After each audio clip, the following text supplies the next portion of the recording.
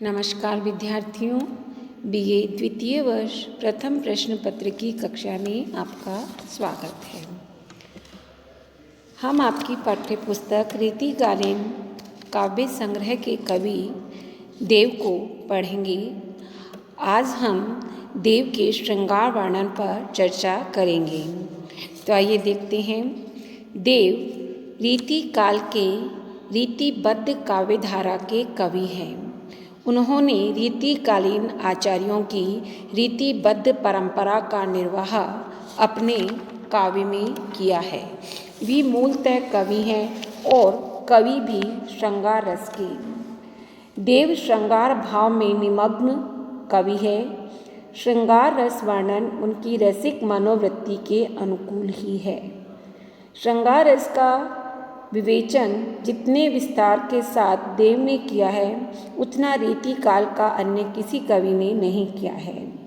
देव का श्रृंगार वर्णन विवेचन संस्कृत साहित्य की परंपरा पर हुआ है।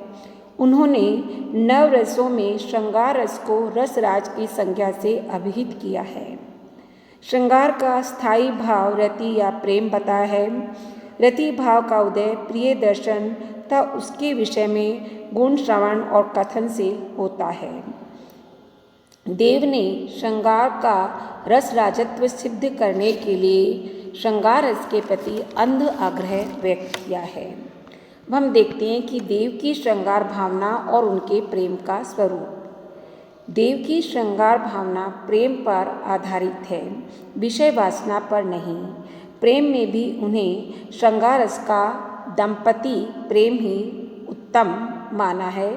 जहाँ प्रेम न हो, केवल कामुकता ही हो, उसे देव श्रृंगार नहीं बल्कि श्रृंगाराभास कहते हैं।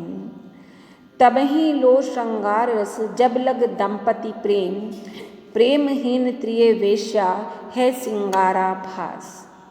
इसीलिए देव ने स्वकीया के प्रेम को सबसे उत्तम माना है, क्योंकि परकीया के प्रेम में वासना रहती है। इससे स्पष्ट है कि देव का प्रेम रीतिकालीन अन्य कवियों के प्रेम से भिन्नता रखता है। डॉक्टर नगेंद्र ने देव के प्रेम के स्वरूप पर विचार प्रकट करते लिखा है कि देव रस सिद्ध प्रेमी कवि हैं। उनके द्वारा श्रृंगार का महत्व स्थापन निर्जीव सिद्धांत प्रतिपादन नहीं था, अपितु अनुभूतियों के प्रति आग्रह था। उन्होंने श्रृंगार रस की महिमा का बखान अनेक रूपों में किया है। जीव की संपूर्ण साधना मुक्ति के लिए है और मुक्ति का फल भोग है, परंतु साधना, मुक्ति और भोग इन तीनों का मूल काम है। बिना काम पूर्ण हुए मुक्ति और परम पद भी तुच्छ लगता है। देव प्रेम की अपार महिमा के गायक है। उनके अनुसार इस रस को पीकर मनुष्य मृत्यु को प्राप्त होता हुआ अमर हो जाता है। बोराया होकर भी अखिल सृष्टि के रहस्यों को जान लेता है। किंतु प्रेम का इतना उदात्त दृष्टिकोण होते हुए भी देव पर रीतिकालीन वातावरण की छाप दिखाई देती है। काम अंधकारी जगत लखे न रूप को रूप, हाथ लिए बोलत फिरे कामिनी छुरी अनूप। ताते कामनी एक ही कहन सुनन को भेद, राचे पागे प्रेम रस मेटे मन को खेद। यद्यपि देव आत्मिक संबंध वाले आकर्षण को शुद्ध प्रेम मानते थे, परंतु इन पंक्तियों में विलास की प्रधानता की ओर संकेत स्पष्ट दिखाई देता है।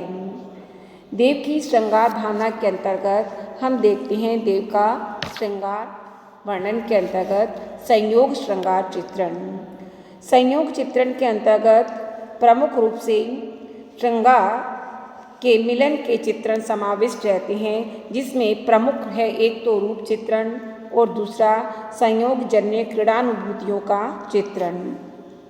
तो रूप चित्रण में देखिए, रूप अथवा सौंदर्य की अनेक व्याख्याएं की गई है, फिर भी उसे बांध सकने में मानव वाणी सदैव हमेशा से ही असमर्थ रही है। वाणी की हीनता तथा दीनता रूप की परिभाषा करते समय भली भांति दृष्टिगोचर होती है। इसलिए सौंदर्य को उन्होंने एक अनिर्वचनीय तत्व कहा है और हम उस तत्व को रूप या सौंदर्य कह सकते हैं जो हमारे मन को आनंद प्रदान करे। तो रूप का प्रमुख गुण सामंजस्य है। महाकवि देव ने रूप की परिभाषा इस प्रकार इन पंक्तियों में दी है। देखत ही जो मन हरे, सुख आँखियान को देह, रूप बखाने ताहि जो जग चेरी करी लेई। अर्थात जो देखते ही मन को हर ले, आँखों को सुख दे और जगत को वश में कर ले, उसे रूप कहते हैं। रूप के प्रति देव की अनुभूति सौंदर्य के शाश्वत एवं सार्वभौम गुण से अभिभूत है। देव के रूप वर्णन के कुछ और मनोरम चित्र इन पंक्तियों में देखिए कि रूप रस में पगी आँखों की दशा क्या से क्या हो गई है। धार में धाय फसी निर्धार वे, जाय फसी उकसी न उबेरी री अंगराय गिरी गहरी गही, फेरे फिरी न गिरी नहीं घेरी। देव कछु अपनो बस नारस, लालच लाल चिते बही चेरी, बैगी बूढ़ गई पंखियाँ, अंखियाँ मधु की मक्खियाँ मही चेरी। कवि देव के द्वारा खींचे गए रूप सौंदर्य का यह चित्र भी देखिए जिसमें कवि ने मुग्धा नायिका का एक भाव चित्र प्रस्तुत किया है। जब ते कुंवर कान रावरी कला निधान, कान परी बानी बाके सुजस कहानी सी, तब ही से देव देवता सी हंसती सी, खींचती सी रीझती सी, रुसती रिसानी सी, छोही सी छली सी छीनी लीनी सी छकी सी छीन, जकी सी चकी सी लागी थकी तहरानी सी, बीधी सी बधी सी विश्व बूढ़ी सी विमोहित सी, बैठी बाल बकती बिलोकती बिकानी सी।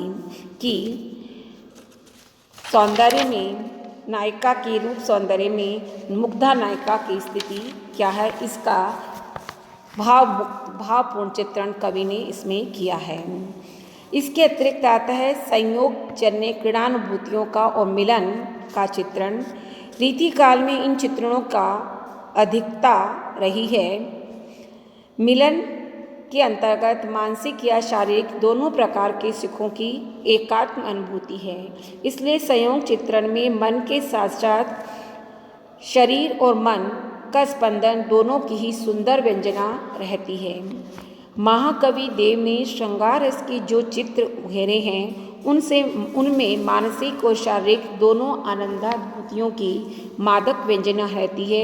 डॉक्टर नगेंद्र के अनुसार एक रस सिद्ध कवि की भांति उन्होंने मांसलता द्वारा भावना को प्रगाढ़ किया है और भावना के द्वारा मांसलता में रंग भर दिया है।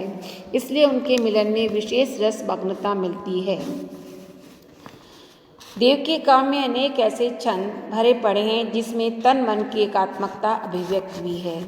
संयोगकालीन क्रीड़ानुभूतियों का चित्रण देव काव्य में प्रमुख रूप से नायक नायिका के हास परिहास पर आधारित है। इसमें वन विहार, जल क्रीड़ा, आँख मिचौनी, शतरंज आदि का चित्रण तो देव ने नहीं किया है। गंभीर प्रकृति के होने के कारण देव ने हास परिहास कोई अधिक विस्तार नहीं दिया है, परंतु फिर भी कुछ चित्रण जो है वो अत्यंत सरस और मार्मिक बन पड़े हैं। जैसे पान दियो हंसी प्यारी सो प्यारी बहू, लखी त्यों हंसी भोह मरोरी, बाह गही ललचाई लला मुख, नाही कही मुस्काय किशोरी, तोरी न लाज जेठानी सखी जन, देव ठिठाई करे नहीं थोरी, लाल जिते चितवे तिय पे तिय, त्यों त्यों चितोई चकीन की ओरी। हास परिहास के अतिरिक्त अन्य संयोग क्रीड़ाओं में झूला झूलते समय का आनंदमय वातावरण देखिए। सहर सहर सोंधी शीतल समीर डोले, घट्टर घन तोरी के गहरिया, जहर जहर झूली जिनी झरी लालो देव, चहर चहर छोटी बूंदन चहरिया, हैर हैर हंसी हंसी के हिंडोरे चढ़ी, ठहर ठहर तनु कोमल ठहरिया, फहर फहर होते पीतम को पीत पट, लहर लहर होते प्यारी की लहरिया। इसी प्रकार का एक उदाहरण और देखिए जिसमें इंद्रिय उल्लास के साथ मानसिक प्रेम रस से सिंचित स्फूर्ति और माधुर्य भी दिखाई देता है। उदाहरण के लिए पंक्ति देखिए, केसरिया चक चौंधद चीर जो केसरी नीर स्वरूप लसी जो लाल के रंग में भीज रही सुगुलाल के रंग में चाहत भीजो। इस प्रकार हम देखते हैं कि देव के काव्य में श्रृंगार वर्णन के अंतर्गत मिलन अथवा संयोग की क्रीड़ानुभूतियों और रूप सौंदर्य का चित्रण कविवर देव ने अत्यधिक मनोयोग से किया है।